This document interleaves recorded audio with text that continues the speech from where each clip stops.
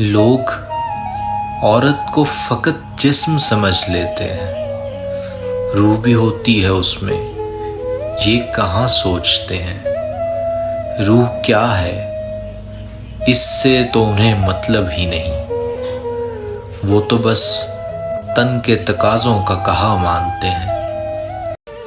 वगदी नदी दा पानी इंज जाके मुड़ नहीं आंदा, जाके जिवें जवानी।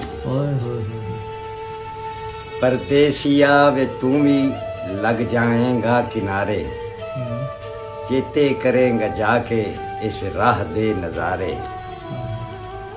ये सानू याद रख लें ते तेरी मेहरबानी।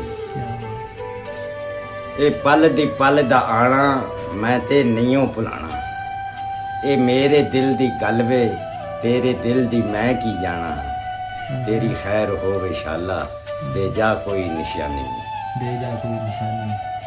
किन्निया मुसाफिरां नू अज तक मैं पार लाया, अल्लाह दी कसमें एक भी तेरे जिया नहीं आया। तेरी खैर होवे शाला दे जा कोई निशानी।